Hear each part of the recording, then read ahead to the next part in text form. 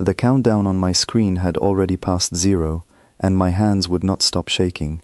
I am Kael Vorthes, a fleet intelligence officer of the Zentari Order, and I was standing on the bridge of the observation cruiser Sundering Eye when the sky itself seemed to hold its breath. 340 warships from 6 different star nations floated in formation around a single, small, gray vessel that had no business being alone in front of us. My captain had told me this would be over in minutes. My captain was wrong, and in a few hours, the entire galaxy would know it. But let me take you back a little further, because you deserve to understand how we arrived at this moment, and why none of us saw it coming. 6 months earlier, a survey team from the Kath Dominion crossed into a border region that the humans of Earth called their own. The humans call it the Meridian Line, a quiet stretch of space filled with 3 small colonies and a handful of mining outposts. The Kath believed the region was unclaimed.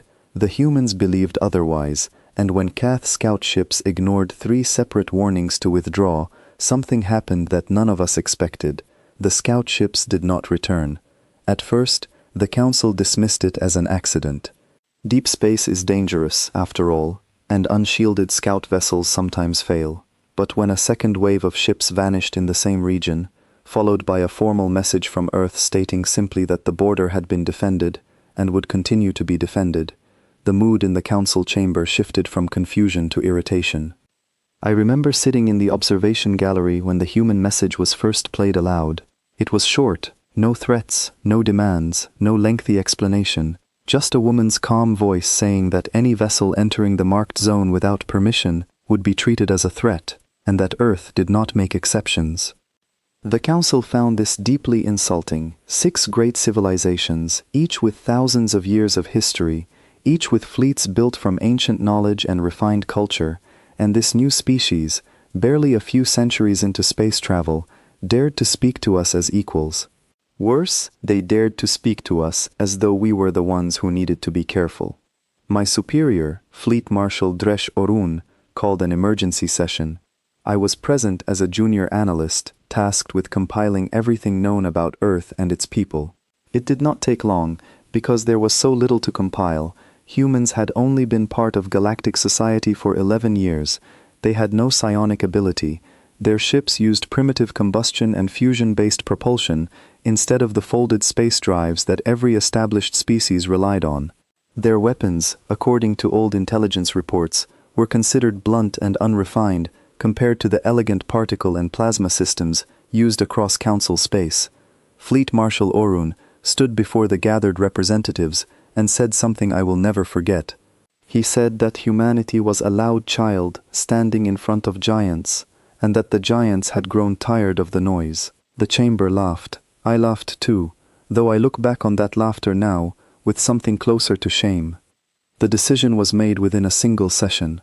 A combined fleet would be assembled from 6 member species. It would travel to the Meridian Line, demonstrate overwhelming force, and give humanity one final opportunity to submit to Council oversight, to open its borders, and to accept a permanent monitoring presence. If Earth refused, the fleet had authorization to remove the threat entirely. I want to be honest with you about what that phrase meant. It meant that if humanity said no, we were prepared to destroy their ability to resist.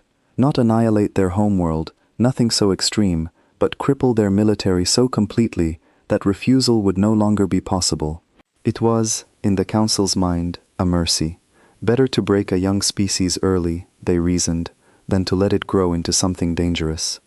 I was assigned to the Sundering Eye as part of the observation and intelligence team. My job was simple. Record everything, analyze the human response, and prepare a full report for the Council once the operation concluded. I expected to be writing that report about a swift, clean victory. I expected humanity to surrender the moment they saw our numbers. The journey to the mustering point took several weeks.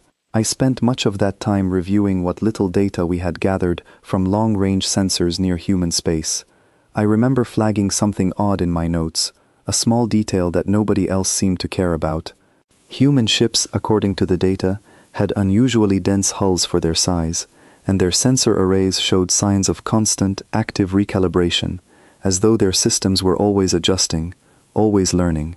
I mentioned this to my supervisor, a Velkari officer named Toma Ashril, who told me not to overthink a footnote in an otherwise unremarkable file.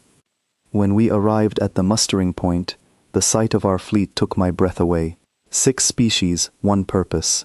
The heavy carriers of the Doran assembly stretched nearly 2 kilometers each, their hulls lined with weapon batteries that could level a small moon. The Velkari brought their signature lance cruisers, ships built for speed and precision strikes. The Kath, eager for revenge after their lost scout ships, contributed their entire border fleet, aggressive and heavily armed. Even the reclusive Illyrian sent a contingent, something they rarely did for any council operation. 340 ships. I remember counting them from the observation deck, watching them arrange themselves into formation, an enormous wall of metal and light, stretching farther than my eyes could measure. I felt safe. I felt certain. I believed, like everyone around me, that we were witnessing the opening of a short and forgettable chapter in galactic history. Then a single alert flashed on the main display, and the bridge went quiet. 1 ship had entered the system. Not a fleet. Not even a small squadron. 1 ship, appearing exactly at the coordinates specified in our final warning to Earth, exactly at the time we had demanded a response. My first thought was that it must be a scout, sent ahead of a larger force, still hidden somewhere beyond our detection range. My second thought, which I dismissed almost as quickly as it arrived, was that perhaps this was all humanity intended to send. I remember Captain Vesa Orlan, commander of the Sundering Eye, laughing softly as the ship's outline resolved on our screens. It was small compared to our capital vessels, perhaps 400 meters in length, with a hull that lacked any of the decorative plating or ceremonial markings we associated with warships of stature. It looked plain, functional, almost unfinished, as though its builders had cared only about what the ship could do, never about how it appeared to others. Captain Orlan turned to her communications officer and asked, only half joking, whether this was some kind of ceremonial gesture, a single vessel sent to formally accept our terms before the rest of the human fleet arrived. Nobody had an answer. We opened every communication channel we had, broadcasting our final ultimatum toward the lone ship, repeating the terms the Council had already sent to Earth weeks before. Submit to inspection. Accept a permanent Council presence at the Meridian Line. Open your borders to trade and monitoring, or face the consequences already outlined in our previous message. There was no response. Not silence in the sense of a delayed reply, but true, absolute silence. No acknowledgement, no request for clarification, no attempt at negotiation. The ship simply held its position at the edge of the mustering point, facing our entire assembled fleet without so much as a shift in its trajectory. I began recording everything I could, running every scan available to me. The ship's design intrigued me more the longer I studied it. There were no visible weapon emplacements that matched any pattern in our database. Its hull material returned readings I had never seen before, dense and layered in a way that suggested heavy investment in protection rather than offense. I flagged this in my notes as well, and this time, Toma actually looked over my shoulder to read what I had written. Fleet Marshal Orun himself joined the communication channel from his flagship, addressing the human vessel directly. I remember his voice, calm and slightly amused, informing the ship that it had exactly 1 hour to transmit either a formal surrender or evidence that a larger human fleet was inbound. If neither condition was met, our combined forces would consider this an act of defiance and respond accordingly. 58 minutes passed in near total silence across the fleet. I spent that time cataloging every detail I could gather about the lone vessel, trying to make sense of a ship that showed no fear in the presence of overwhelming force. Officers around me exchanged nervous jokes, wondering aloud whether the humans had simply misunderstood the scale of what awaited them, or whether this was some kind of misguided attempt at intimidation that would end the moment reality set in. I did not laugh with them. Something about the stillness of that ship unsettled me in a way I could not fully explain. It was not the stillness of fear, it was the stillness of patience.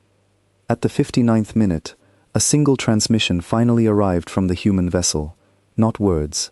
A countdown, displayed in simple numerals across every channel we had opened, beginning at 60 and ticking downward in perfect, unhurried rhythm. The bridge erupted into confusion. Some officers assumed it was a countdown to their surrender, a symbolic gesture before standing down. Others feared it might indicate an imminent self-destruction sequence, a final act of defiance rather than submission.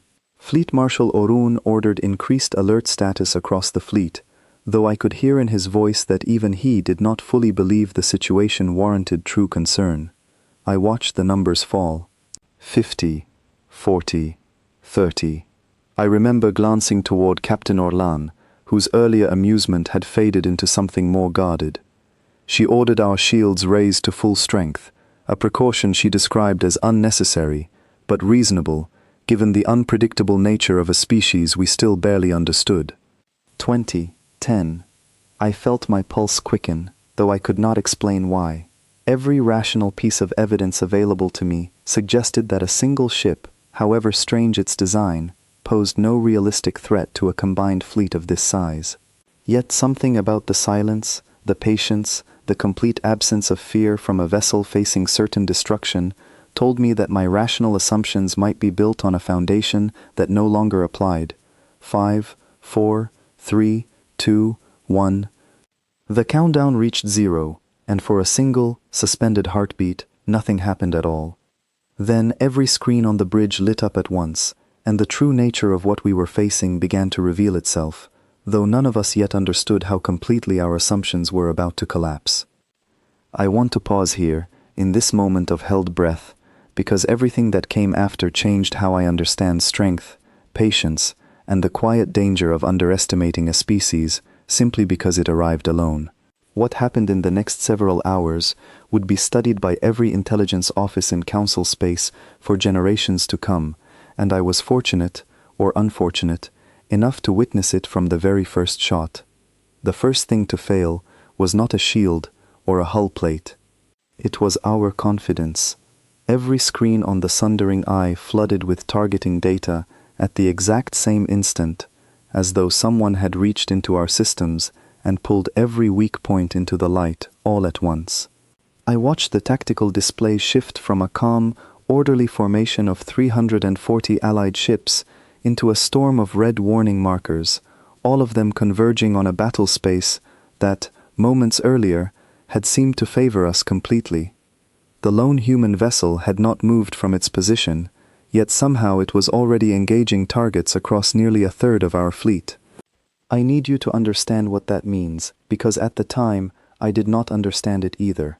We had expected particle beams or plasma cannons, weapons with a visible signature, something our sensors could track and our shields could anticipate. Instead, the human ship fired what our systems initially misidentified as debris, small, dense projectiles, moving at speeds our tracking software struggled to calculate in real time, tore through the outer hull of a Doran carrier stationed near the front of our formation. I watched the carrier's shields flare bright white as they absorbed the first several impacts, a display of defensive strength that briefly reassured everyone on the bridge. Then, within seconds, those same shields failed entirely, collapsing under a rate of fire that our sensors were only beginning to properly register. The projectiles struck the carrier's reactor housing directly. The resulting explosion tore the vessel into 3 burning sections, each one drifting apart in eerie, silent slow motion against the black backdrop of space. 3,000 crew members served aboard that carrier. I did not know any of them personally, but I remember the number appearing on my display, a cold statistic attached to a ship that no longer existed. Captain Orlan's voice cut through the stunned silence of our bridge, ordering immediate defensive maneuvers and demanding an explanation from our tactical officer. Nobody had one. The projectiles moving through our formation did not match any known weapon signature in our combined database. Later, once I had time to properly analyze the engagement, I came to understand what we had witnessed. The human ship was firing solid metal rounds, accelerated to a significant fraction of the speed of light, using technology far simpler and far more effective than anything we had prepared for. There was no beam to intercept, no plasma bolt to disperse with countermeasures, just mass and speed, arriving faster than most of our defensive systems could react. I want to be clear that this was only the beginning.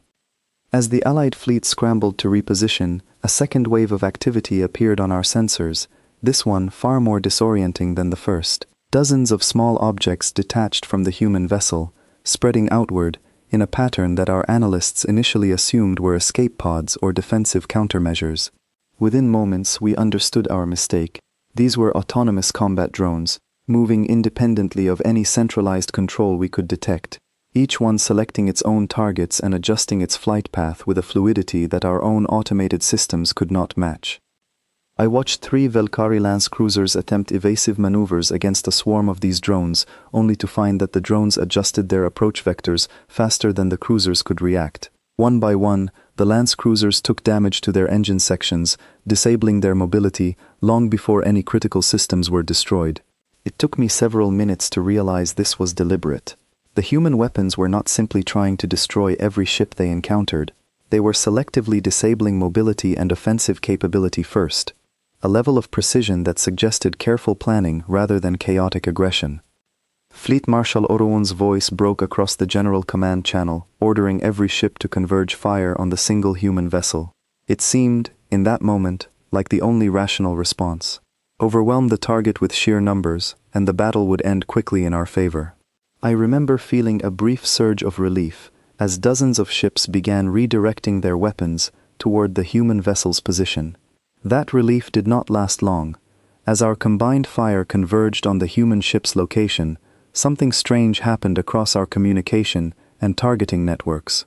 Systems began reporting conflicting data, as though our own sensors could no longer agree on the exact position of our target. I later learned that the human vessel had been conducting a quiet, invisible assault on our networks since the moment the countdown began, infiltrating communication relays and feeding false information into our shared targeting grid. Ships that believed they were firing directly at the human vessel were, in some cases, firing into empty space, or worse, into the flight paths of their own allies. I watched 2 Kath destroyers collide with each other while attempting to avoid what their systems believed was an incoming volley of enemy fire that did not actually exist. The confusion spreading across our fleet was not accidental. It was engineered, methodically and deliberately, by a single ship that had somehow gained access to systems we believed were secure. Toma turned to me during this chaos, her expression a mixture of disbelief and dawning fear. She asked me if I had ever seen anything like this in any historical engagement on record. I told her the truth. I had not. Nothing in our shared history, spanning thousands of years of council conflicts and skirmishes, resembled the calculated, layered assault we were witnessing. I began pulling together everything I could observe in real time, trying to build a clearer picture of what we were actually facing. The human vessel's weapon systems appeared to operate on multiple redundant layers, meaning that even when one system was disrupted or destroyed, others continued functioning without interruption. Their kinetic weapons worked in tandem with their drone swarm, which worked in tandem with whatever software intrusion they had already established across our networks. Nothing about their approach relied on a single point of failure. I remember Captain Orlan ordering our own ship to fall back toward the edge of the formation, a decision that likely saved our lives, though at the time it felt like cowardice rather than caution. From our new position, I had a clearer view of the overall battle space, and what I saw confirmed my growing sense of dread. The Allied fleet's coordination, so impressive during our approach to the mustering point, was beginning to fracture.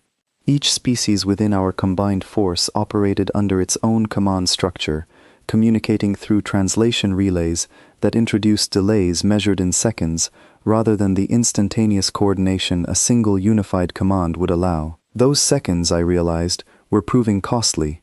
Orders from Fleet Marshal Orun took time to reach Doran captains, more time to be translated for Kath commanders, and still more time before Valkyrie pilots received clear instructions. The human vessel, by contrast, appeared to be making decisions and executing them without any such delay. I watched the drone swarm shift formation entirely, breaking off their assault on the disabled lance cruisers and redirecting toward a group of Illyrian support vessels that had been providing long-range sensor coverage for the rest of the fleet. The Illyrian ships, lightly armed and never designed for direct combat, had almost no defense against the sudden change in target priority. Within minutes, our fleet's ability to track the battle space accurately began to degrade as sensor coverage collapsed alongside the ships that provided it.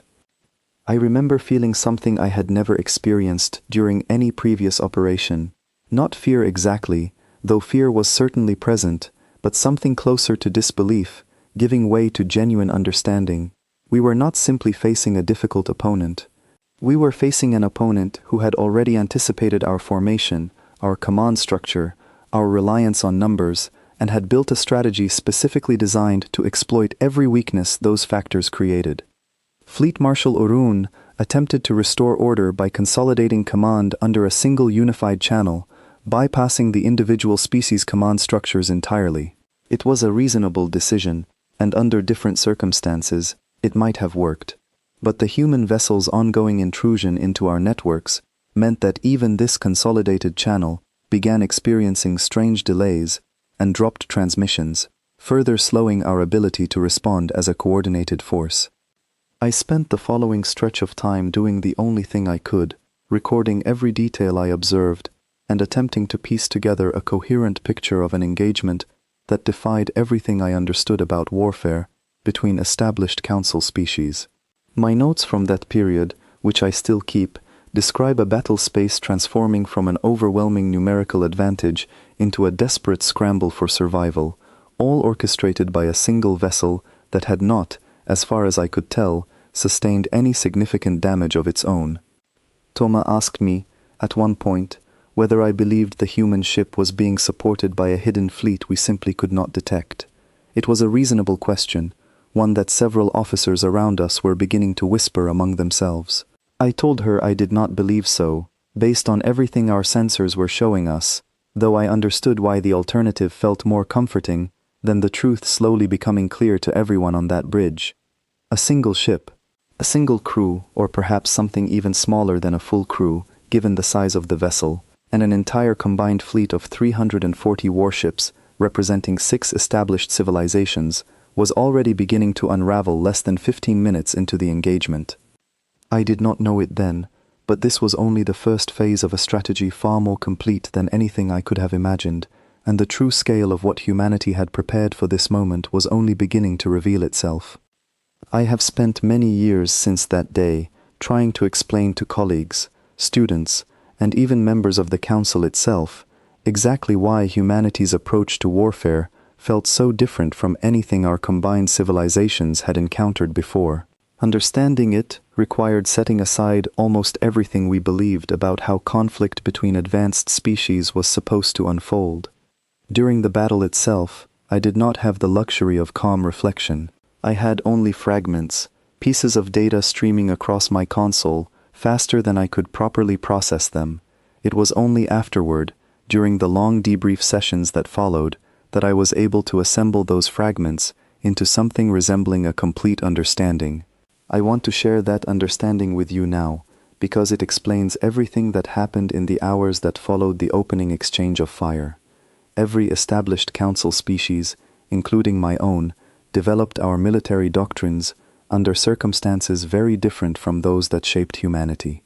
The Zentari Order has not fought a war of true consequence in over 6 centuries. Our conflicts, when they occur, tend to be limited engagements, brief shows of force meant to settle disputes over territory or resources, without risking significant loss of life on either side. The Doran Assembly follows a similar pattern, as do the Velkari, the Koth, and even the notoriously aggressive Illyrian, whose conflicts rarely extend beyond a handful of engagements, before diplomatic resolution becomes the preferred path forward. This is not weakness. It reflects a shared understanding among established species that total, unrestrained warfare produces far more suffering than any dispute could possibly justify. Over thousands of years, our civilizations developed what amounts to an unspoken agreement, a set of boundaries that even our fiercest rivalries rarely crossed. Wars were fought carefully, with clear objectives and limited scope, because every species involved understood the terrible cost of losing control over how far a conflict might escalate. Humanity, as I came to understand through months of study following that battle, developed under no such agreement. Earth's history, according to the records humanity later shared with the Council, includes centuries of conflict on a scale that our own species largely abandoned before we ever developed space travel. Two massive wars within a single century, fought not for limited objectives, but for the complete defeat of an opposing side. Devastating losses of life, entire nations mobilized not for brief engagements, but for years of sustained, total effort, and throughout all of it, a slow, brutal refinement of strategy, technology, and coordination that never fully faded from human military thinking, even as their species moved beyond their homeworld and into the stars. I remember explaining this to Toma during a quiet moment in the debrief sessions that followed the battle, watching her expression shift from confusion to something closer to horror as she began to understand what we had actually been facing. Humanity had not built their military doctrine in a world where war was a rare, careful exception. They had built it in a world where war was, for long stretches of their history, an ever-present possibility, one that demanded constant readiness and a willingness to commit fully once conflict became unavoidable. This difference explained everything about their approach to the battle at the mustering point. Their kinetic weapons, so unfamiliar to our sensors, were not a sign of primitive technology, as the Council had assumed. They were the product of centuries of refinement toward a single goal, achieving maximum destructive effect with minimum reliance on complex, easily disrupted systems. A beam weapon can be intercepted, deflected, or absorbed by sufficiently advanced shielding. A dense metal projectile moving at a significant fraction of the speed of light carries so much raw force that even a glancing impact can prove catastrophic, and no amount of clever shielding can fully account for weapons that rely on simple physics rather than exotic energy that our sensors were tuned to detect and counter. Their drone swarm reflected a similar philosophy. Rather than relying on a small number of heavily armed, heavily crewed vessels, humanity had developed autonomous systems capable of independent decision-making, each one expendable, each one difficult to predict, because it did not rely on centralized commands that could be intercepted or disrupted.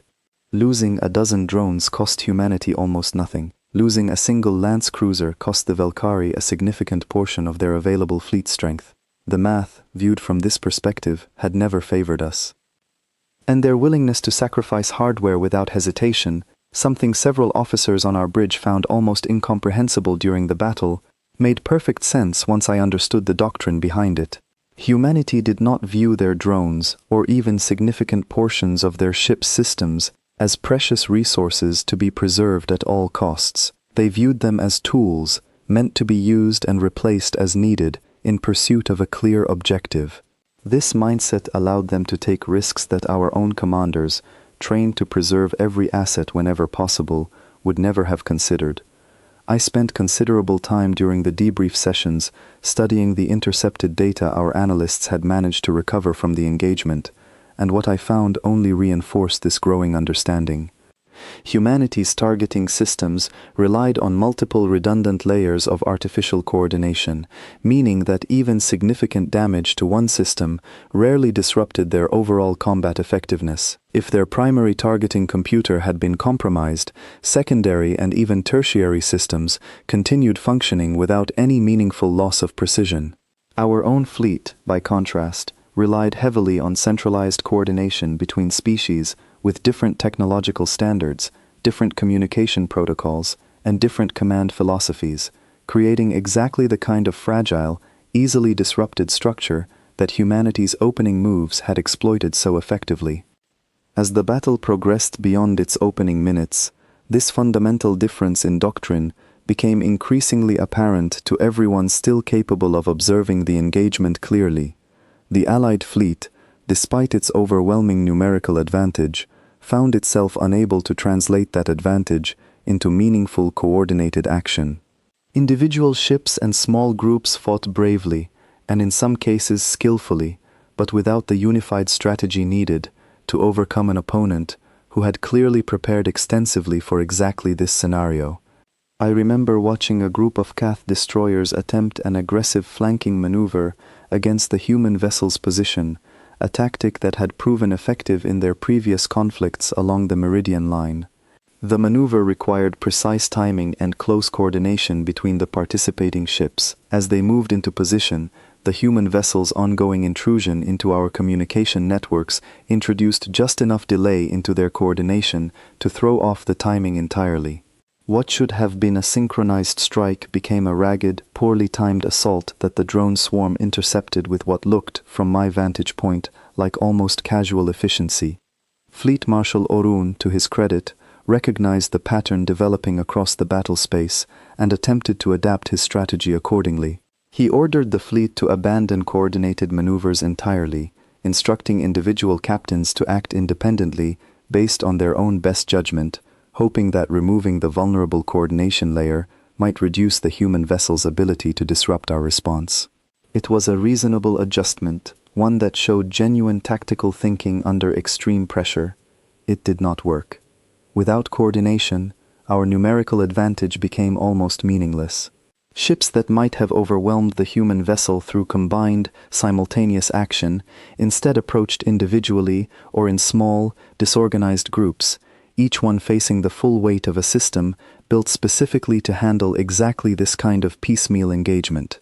I watched formation after formation break apart into isolated pockets of resistance, each one eventually disabled or destroyed by a combination of kinetic fire, drone assault, and the persistent, invisible disruption still spreading through whatever remained of our communication networks. By the time I fully understood the doctrine we were facing, nearly half an hour had passed since the countdown reached 0, and the battle space had already transformed into something almost unrecognizable from the confident, orderly formation we had maintained at the operation's start. Debris fields drifted where warships had once held position.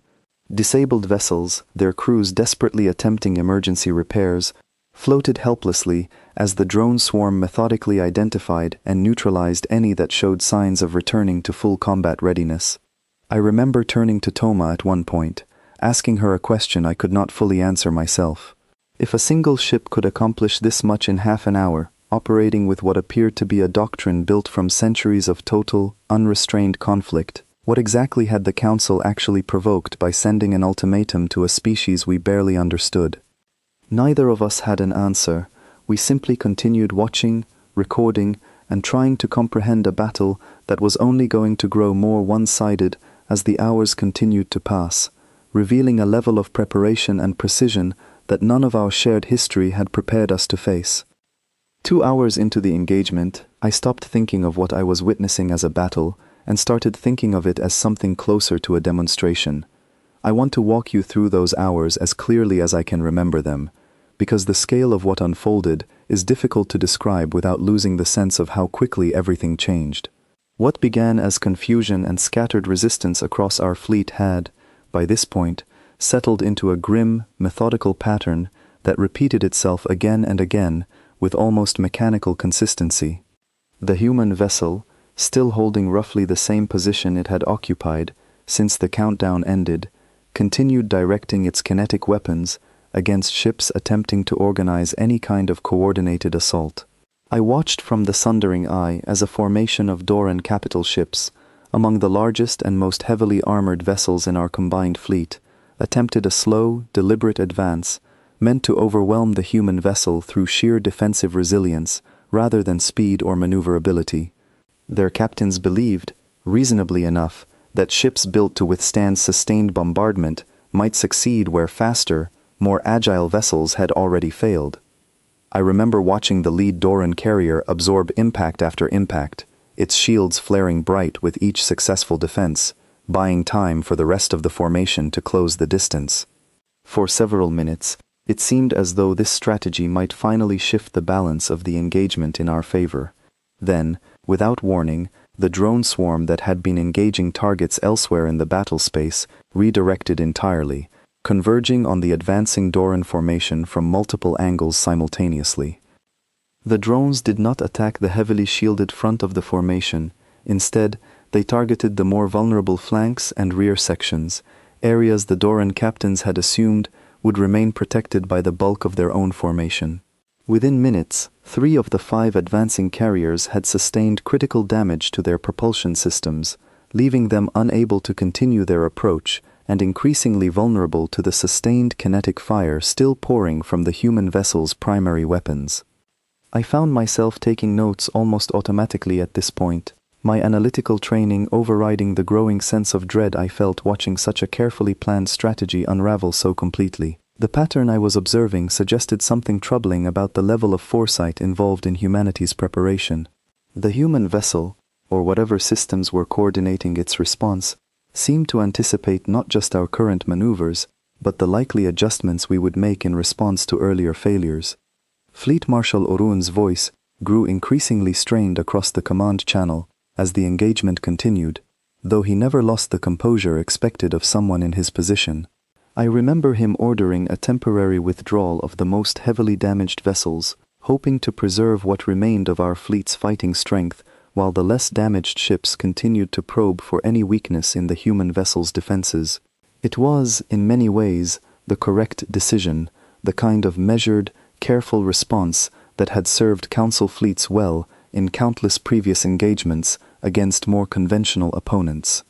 The problem, as became increasingly clear, was that nothing about this opponent was conventional.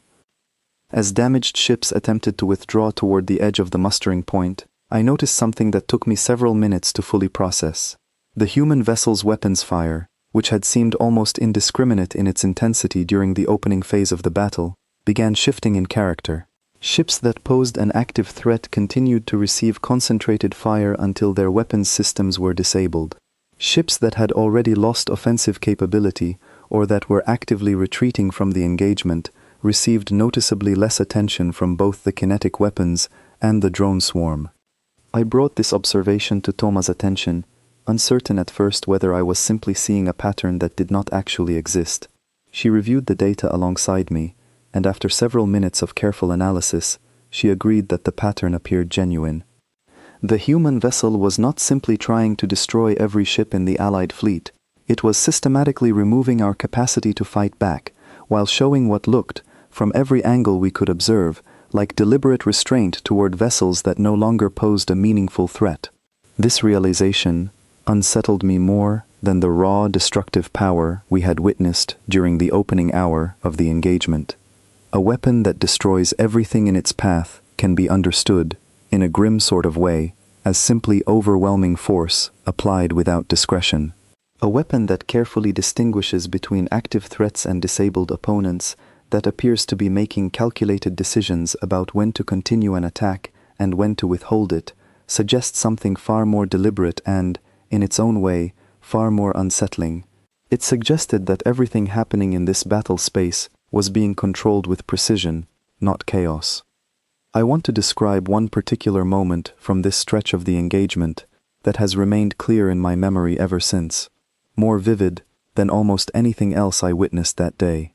A single Valkyrie Lance cruiser, already heavily damaged and clearly no longer capable of offensive action, attempted to flee the battle space entirely, rather than remain among the drifting wreckage of the Allied formation. Its captain, whose name I later learned was recorded in Valkyrie records as Senik Vala, made the decision to abandon the engagement and attempt an emergency jump to folded space, hoping to escape before the human vessel's weapons could finish the job that earlier damage had already begun. I watched the drone swarm track the fleeing cruiser's movement with what appeared to be effortless precision, easily capable of closing the distance and delivering a final, decisive strike before the jump sequence could complete. Instead, the drones broke off their pursuit entirely once the cruiser's weapons systems registered as fully disabled across whatever sensors the human forces were using to assess the battle space. The Valkyrie ship completed its jump moments later, disappearing from the engagement entirely, allowed to escape by an enemy that clearly could have destroyed it without difficulty. I do not know how many other ships experienced similar treatment during those hours, though later analysis suggested the pattern held consistently across the entire engagement. Vessels that retained offensive capability continued to face sustained, focused attack. Vessels that lost that capability, whether through damage or deliberate withdrawal, were generally left alone, allowed to retreat or simply drift, disabled but largely intact, among the wreckage accumulating throughout the mustering point. Fleet Marshal Orun upon receiving reports of this pattern from surviving captains, made one final attempt to shift the momentum of the engagement. He ordered the remaining combat-capable ships, drawn from whatever species still had functional vessels available, to abandon individual tactics entirely and commit to a single, massed assault directly against the human vessel's position. It was, in essence, a desperate gambit, throwing every remaining resource at a single target in the hope that sheer concentrated force might finally overwhelm whatever defenses the ship possessed. I remember watching this final assault take shape across our tactical display, dozens of remaining ships converging from multiple directions in a coordinated strike that represented, by that point in the engagement, nearly everything the Allied fleet had left to offer. For a brief moment, I allowed myself to hope that this concentrated effort might finally succeed where every previous attempt had failed. The human vessel's response to this final assault revealed something about its true capabilities that none of us had fully appreciated until that moment. Rather than continuing to rely solely on kinetic weapons and drone support, the ship activated a defensive system our sensors had not previously detected, a layered energy shield, far more sophisticated than anything our earlier scans had suggested humanity possessed. The massed assault, which should have overwhelmed even a well-defended target through sheer concentrated firepower, instead found its attacks absorbed and dispersed across a shield system that seemed to strengthen in response to increased incoming fire rather than weaken under sustained pressure. I watched ship after ship in that final assault wave lose offensive capability within minutes, their weapons rendered ineffective against a defense that adapted to the specific nature of whatever attack it faced. The drone swarm, meanwhile, continued its methodical work among the attacking formation, disabling propulsion and weapon systems with the same calm precision it had displayed throughout the entire engagement. By the time the massed assault had fully collapsed, less than an hour remained before the human vessel would finally cease all offensive action entirely. I did not know this at the time, of course. All I knew, watching from the relative safety of the Sundering Eye's damaged but still functional bridge, was that everything the Council had assembled, every ship, every species, every carefully planned strategy, had been methodically dismantled by a single vessel that appeared to have anticipated our every move before we had even made it. Toma turned to me during a rare quiet moment in the chaos and asked whether I believed the human vessel could be defeated at all, given enough time and resources. I told her honestly that I no longer knew, and that the question troubling me more than any tactical consideration was a simpler one. Not whether this ship could be defeated, but why humanity had chosen to demonstrate this level of capability now, in this specific engagement, rather than simply avoiding conflict with the Council entirely. I would not receive an answer to that question until much later, once the guns had finally fallen silent, and the true purpose behind everything we had witnessed became clear. The final 2 hours of the engagement unfolded with a strange, terrible calm that felt almost more unsettling than the chaos that had defined the battle's opening phase. By this point, the tactical display aboard the Sundering Eye no longer resembled anything close to an organized fleet formation. What remained scattered across the mustering point was a field of drifting wreckage, disabled vessels, and a handful of ships still attempting, in isolated and increasingly desperate fashion, to mount some kind of meaningful resistance. I remember Captain Orlan standing at the center of our bridge, her expression unreadable, watching the last vestiges of the Council's overwhelming numerical advantage dissolve into scattered debris. Fleet Marshal Orun's flagship, the Doran carrier that had served as the operation's primary command vessel, had sustained significant damage during the earlier massed assault, though it remained functional enough to continue directing what little coordinated response the Allied fleet could still muster. I listened as he issued orders across the command channel, his voice steady despite the circumstances, instructing surviving ships to prioritize the safety of their crews over any remaining attempt to influence the outcome of the engagement. It was, I believe, the wisest decision available to him at that point, though it came only after the vast majority of our combined fleet had already been rendered incapable of further resistance. I spent this stretch of the battle attempting to compile a clearer picture of the overall damage sustained across the Allied fleet, working alongside Toma to cross-reference whatever sensor data remained reliable amid the ongoing disruption to our communication networks. The numbers, once I had assembled them, painted a picture more severe than I had initially realized during the chaos of the engagement itself. Of the 340 ships that had entered the mustering point at the operation's start, fewer than 60 remained capable of any meaningful combat action. The rest had either been destroyed outright, disabled beyond immediate repair, or had withdrawn from the engagement entirely, either through deliberate retreat or emergency evacuation procedures. Casualty figures, though incomplete at this stage, suggested losses numbering in the tens of thousands across the 6 participating species, a scale of loss that no engagement in recorded Council history had ever approached in such a brief span of time. I remember feeling a strange numbness settle over me as I reviewed these figures, a kind of emotional exhaustion that made it difficult to fully process the magnitude of what I was documenting. Toma, seated beside me, remained silent for a long moment before finally speaking, her voice quiet in a way I had never heard from her before. She asked whether I believed the human vessel intended to continue its assault until every remaining ship in the Allied fleet had been destroyed or disabled. I did not have an answer for her, though the pattern we had observed throughout the engagement suggested otherwise. The human vessel's restraint toward disabled or retreating ships had remained consistent throughout every phase of the battle, even during the desperate massed assault that had represented the Allied fleet's final coordinated effort. If this pattern held, I reasoned, perhaps the human vessel's objective had never been complete annihilation, but something more specific, a demonstration calibrated to achieve a particular outcome rather than simple, unrestrained destruction. As the 4th hour of the engagement drew to a close, the handful of remaining combat-capable ships made one last, largely symbolic attempt to continue resisting. I remember watching a small group of Kath destroyers, among the few vessels still willing to engage directly, launch a final desperate strike against the human vessel's position. Their captain, driven perhaps by a sense of duty or simple stubbornness, refused to accept the reality that the engagement had already been decided. The human vessel's response to this final act of resistance was, in a strange way, almost gentle by comparison to earlier phases of the battle. Rather than employing its full offensive capability, the ship relied primarily on its drone swarm to intercept and disable the approaching destroyers, disabling their weapons and propulsion systems with the same precise, measured efficiency it had displayed throughout the engagement.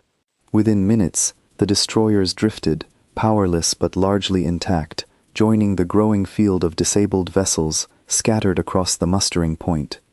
I remember the moment the 5th hour began, marked clearly in my notes because it coincided with a sudden, unexpected shift in the overall character of the engagement.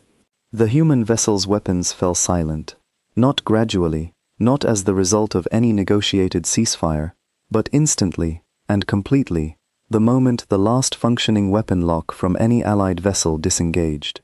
I watched this transition unfold on our tactical display with something close to disbelief, having grown so accustomed to the relentless, methodical pace of the engagement that its sudden cessation felt almost more jarring than the violence that had preceded it.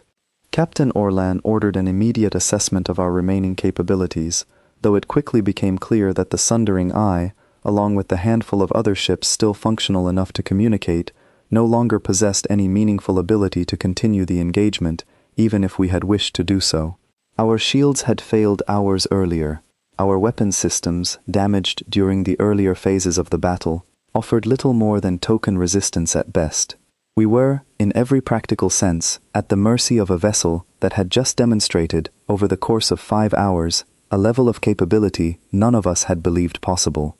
Fleet Marshal Oruun's voice returned to the command channel, though it carried none of the composed authority I had grown accustomed to hearing from him throughout the engagement.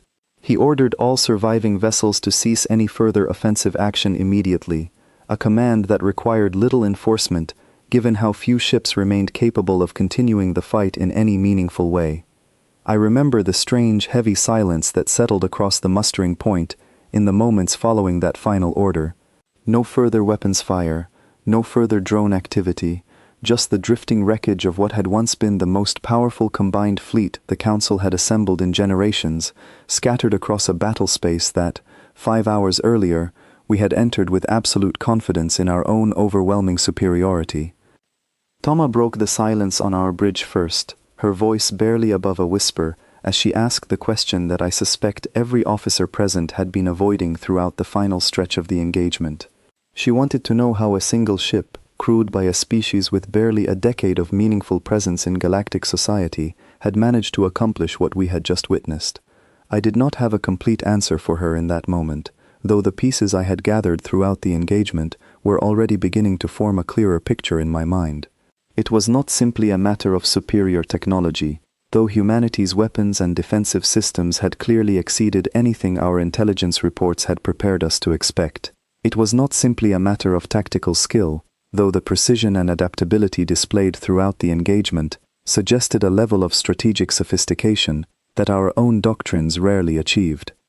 It was, I came to understand, a combination of both, refined through centuries of conflict that our own civilizations had largely left behind, applied with a discipline and restraint that made the entire engagement feel less like an act of aggression and more like a carefully controlled statement. Fleet Marshal Orun issued a formal request for communication with the human vessel shortly after the fighting ended, his voice carrying a tone I had never heard from him before, something between exhaustion and genuine uncertainty about what response, if any, he might receive. I remember holding my breath as we waited for a reply, uncertain whether the silence that had characterized the human vessel's earlier communications would continue now that the engagement itself had concluded. After a long, tense pause, a single response finally arrived, calm and measured, carrying none of the aggression or triumph that might have been expected from a victor addressing a thoroughly defeated opponent. The voice belonged to a woman, and though I did not yet know her name or her role aboard the human vessel, something about the steadiness of her tone told me that everything we had just witnessed had unfolded exactly as intended, without a single element left to chance. She requested permission to send a boarding party to the Sundering Eye, along with several other surviving vessels, in order to begin formal discussions regarding the terms of what had just occurred. Fleet Marshal Orun, after a brief hesitation that betrayed the weight of the decision before him, granted the request. I remember Captain Orlan turning to me in the aftermath of that exchange, her expression grim but resolved, informing me that I would be present for whatever discussions followed, given my role documenting the engagement from its very beginning. I did not know, in that moment, what to expect from a meeting with the crew of a ship that had just single-handedly dismantled the combined military strength of 6 established civilizations in the span of a single afternoon. What I did know, with absolute certainty, was that everything I had believed about humanity, about their capabilities, and about the nature of the galaxy we all shared, had been permanently and irreversibly changed by what I had just witnessed. The boarding party arrived aboard a small transport shuttle roughly an hour after the human vessel's initial communication, and I remember watching its approach through the Sundering Eye's damaged but still functional viewport with a mixture of curiosity and lingering unease. I had expected, I think, some outward display of triumph or authority from whoever emerged from that shuttle, some visible sign of the overwhelming power their ship had just demonstrated. What I encountered instead was almost disorienting in its ordinariness. 4 individuals stepped aboard our vessel, dressed in simple, functional uniforms that carried none of the ceremonial markings or elaborate insignia common among Council military forces. They moved with quiet efficiency, exchanging brief acknowledgements with our security detail before requesting to be taken directly to whoever held the highest-ranking position still functional aboard our ship. Captain Orlan met them personally, and I was permitted to remain present as part of my ongoing responsibility to document the engagement and its aftermath. The woman leading the boarding party introduced herself simply as Commander Grace Whitmore, offering no further elaboration on her rank or role beyond confirming that she had overseen the tactical operations of the vessel we now knew carried the designation Warden's Vigil. I studied her carefully during those first few minutes, searching for some outward sign of the ruthless precision her ship had displayed throughout the engagement. Instead, I found someone who spoke with quiet, measured calm, addressing Captain Orlan with a level of professional courtesy that felt almost incongruous given the circumstances that had brought us together. There was no gloating in her tone, no attempt to emphasize the scale of what her ship had just accomplished. She spoke as though the entire engagement had been, from her perspective, simply the execution of a plan long since finalized, requiring no further comment beyond confirming its successful conclusion. Captain Orlan, to her credit, matched this composure with her own, though I could sense the effort it required, given everything our fleet had just endured. She asked, directly and without unnecessary preamble, why humanity had chosen this particular response to the Council's ultimatum, rather than pursuing any of the diplomatic channels that remained technically available even after tensions along the Meridian Line had escalated. Commander Whitmore's answer, delivered with the same steady calm she had maintained throughout our exchange, has remained with me clearly in the years since that day. She explained that Earth had, in fact, attempted diplomatic engagement repeatedly during the months leading up to the Council's ultimatum, only to find those attempts largely dismissed or ignored by a council that had already decided, long before any formal negotiation began, that humanity's concerns did not warrant serious consideration.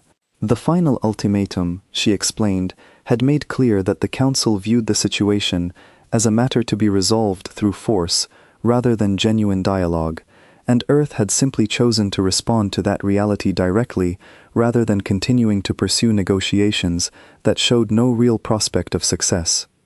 I remember asking her, somewhat hesitantly given my junior position within the room, why humanity had chosen to send only a single ship rather than a larger fleet, given the clear risks involved in facing such overwhelming numerical opposition. Commander Whitmore turned toward me with an expression that, for the first time since her arrival, carried something resembling genuine consideration rather than practiced diplomatic calm. She explained that sending a single ship had never been a matter of underestimating the danger involved, but rather a deliberate choice meant to convey a specific message to the Council. Had humanity arrived with an equally overwhelming fleet of their own, the resulting engagement, however it concluded, would likely have been remembered simply as two powerful forces clashing until one side achieved victory through attrition and superior numbers. By sending a single vessel against an assembled force of 340 ships, and by ensuring that vessel's success through careful, restrained application of overwhelming capability, humanity intended to demonstrate something far more significant. She explained that every decision made throughout the engagement, from the initial countdown to the precise, measured application of force against only those vessels that continued posing an active threat, had been carefully calculated to demonstrate not simply humanity's capability to win, but their capacity for restraint even while possessing overwhelming advantage. Had Earth intended conquest or unrestrained aggression, she explained, the casualty figures from the engagement would have been catastrophically higher, and few, if any, of the Allied vessels present would have survived to carry this account back to their respective governments. I remember the weight of that statement settling over the room, and I could see similar recognition dawning across Captain Orlan's expression as the full implications became clear. Humanity had not simply won this engagement, they had demonstrated, with terrible clarity, exactly how much devastation they had deliberately chosen not to unleash, even while facing what should have been an impossible numerical disadvantage. Commander Whitmore continued, explaining that Earth's message to the Council, delivered through the outcome of this engagement, rather than any further diplomatic communication, was simple and direct.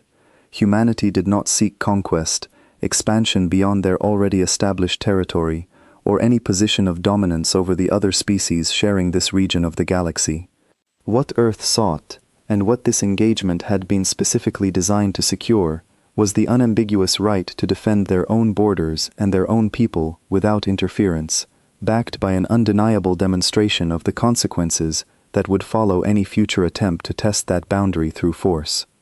I asked her, driven by a curiosity I could not fully suppress despite the gravity of the situation, whether she believed this demonstration would be sufficient to prevent future conflict between humanity and the Council.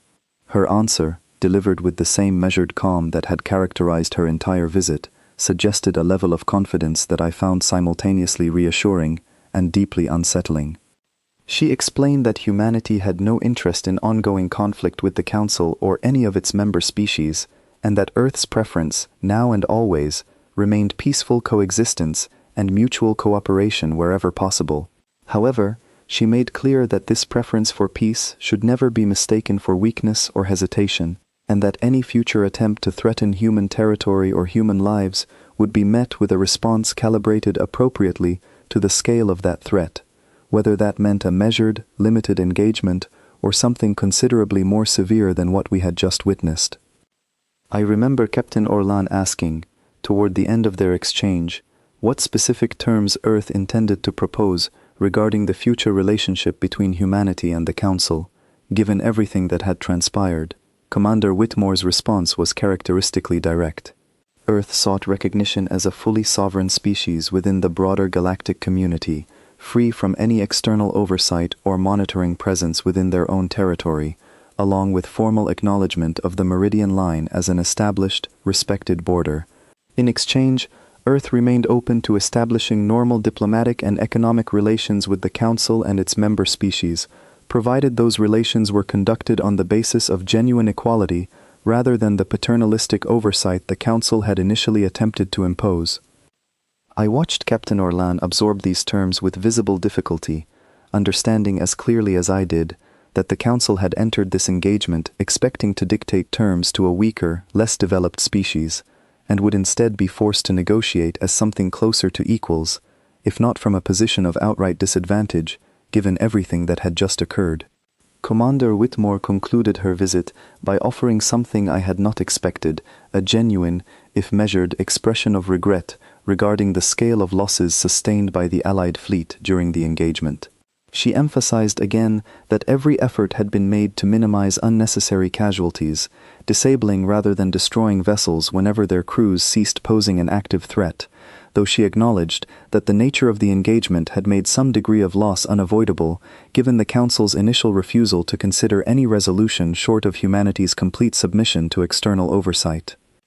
Before departing, she turned toward me directly, offering a brief but genuine acknowledgement of the documentation work I had been conducting throughout the engagement.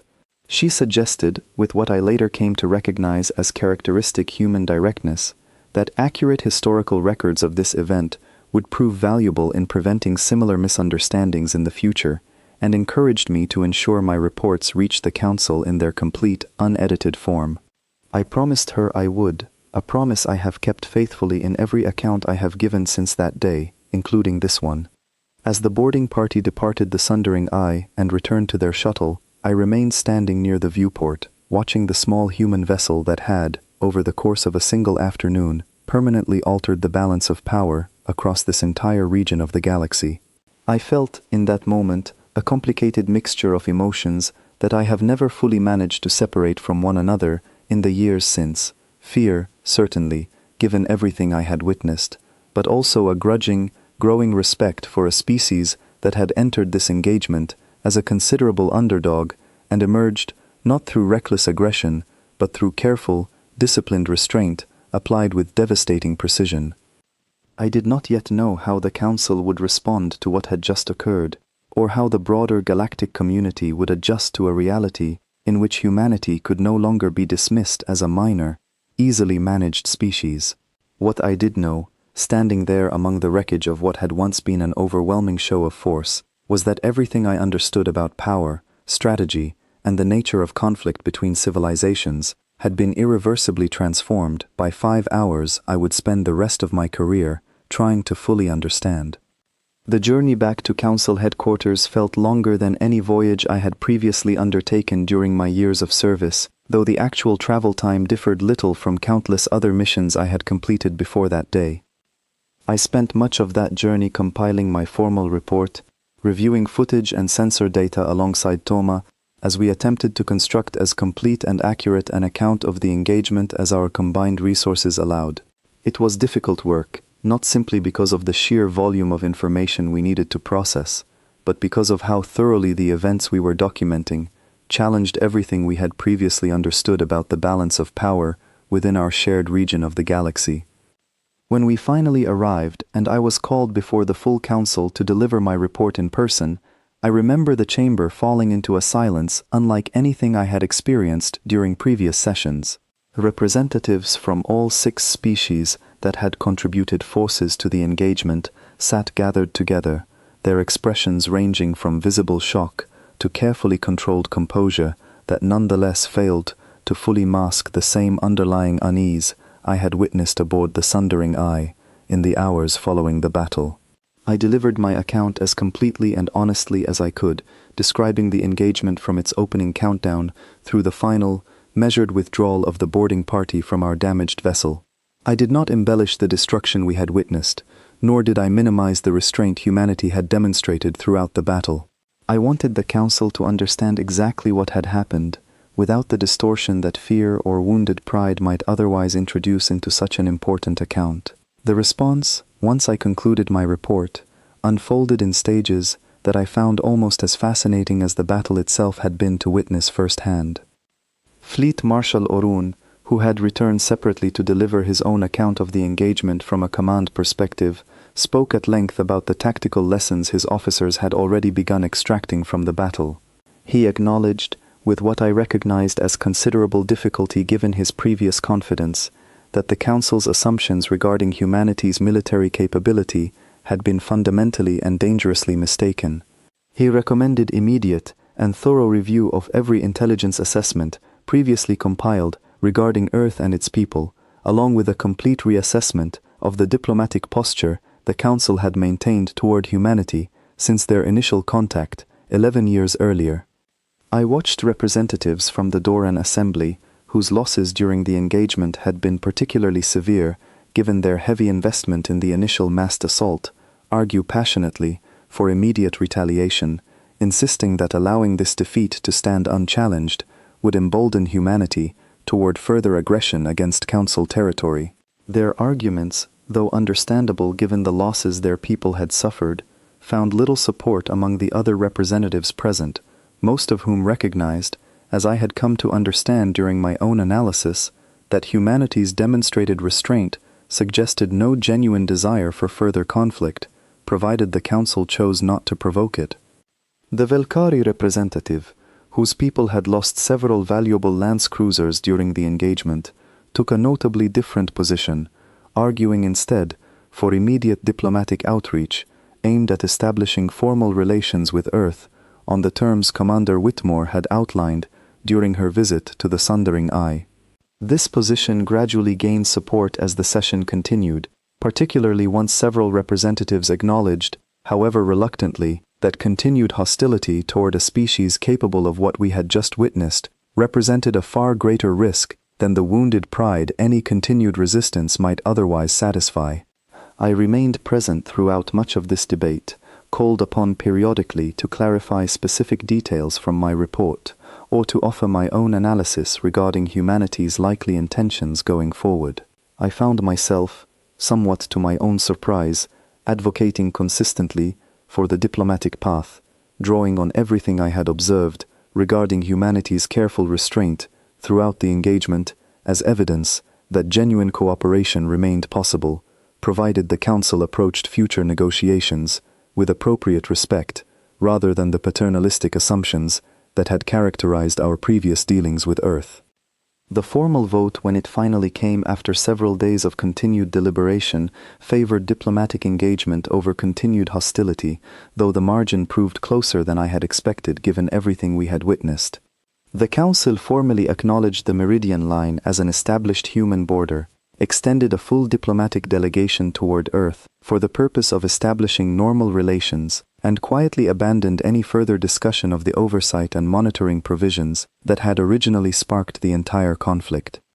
I remember feeling a complicated mixture of relief and lingering unease as this resolution was formally announced, understanding that while immediate conflict had been avoided, the broader relationship between humanity and the established Council species remained fundamentally altered by what had occurred. We could no longer view Earth as a minor, easily managed presence at the edge of our shared galactic community. Humanity had demonstrated, decisively and unmistakably, that they possessed both the capability and the willingness to defend themselves against any force the Council might assemble, while simultaneously showing enough restraint to suggest that peaceful coexistence remained genuinely possible if approached correctly. In the months that followed, I watched the broader political landscape across Council space shift in ways I could not have fully anticipated before that engagement. Intelligence agencies throughout member species scrambled to reassess previously dismissed reports regarding human technology and military doctrine, many of which, I later learned, had contained accurate warnings that simply went unheeded due to the same dismissive attitude that had characterized the Council's initial approach toward Earth. Diplomatic missions were hastily assembled and dispatched toward human territory, each species eager to establish independent relations with a civilization whose true capabilities had only just become apparent. I found myself, during this period, increasingly drawn toward continued study of humanity, driven by a combination of professional curiosity and a personal desire to better understand a species I had once dismissed as easily overlooked, much as the rest of the Council had. I submitted a formal request for reassignment to the newly established Human Liaison Office, a decision that surprised several of my colleagues given my previous role within Fleet Intelligence, though Toma, who had shared much of this experience alongside me, understood my reasoning without needing further explanation. My request was approved several weeks later, and I have spent much of my career since that day working to build genuine understanding between my own people and the humans whose capabilities I first witnessed firsthand during those 5 I have met Commander Whitmore on several occasions since our initial encounter aboard the Sundering Eye, and I have come to appreciate, through repeated interaction, the same qualities I first recognized during that difficult conversation in the aftermath of the engagement. A genuine preference for peace, combined with an unwavering willingness to respond decisively should that peace ever be threatened. I think often about the lesson embedded within everything I witnessed that day, a lesson I have tried to convey clearly in every report and every conversation I have had regarding humanity since that engagement concluded. It is a mistake, and potentially a costly one, to measure any civilization's true strength solely by the length of time they have existed among the stars, or by the elegance and sophistication of the technology they choose to display openly. Humanity's doctrine, forged through centuries of conflict our own species largely left behind, gave them a capacity for disciplined, focused action that our comfortable, long-established civilizations had simply never needed to develop. I do not know what the future holds for the relationship between humanity and the Council, though I remain cautiously hopeful, based on everything I have observed since that engagement, that genuine and lasting cooperation remains possible. What I know with absolute certainty, having witnessed it firsthand, is that the galaxy's understanding of humanity changed permanently during those 5 hours at the mustering point, and that every civilization sharing this region of space would be wise to remember exactly what we witnessed, should we ever again be tempted to underestimate a species simply because they arrived, quietly and without fanfare, standing alone against overwhelming odds. I close this account, as I have closed every report I have submitted since that day, with the same simple observation that has guided my work within the Human Liaison Office ever since. Humanity never needed to conquer the stars to become the most formidable power sharing them. They needed only to be provoked once, and in that single, decisive engagement, they ensured that no civilization within Council space would ever again make the mistake of testing that boundary without fully understanding the cost.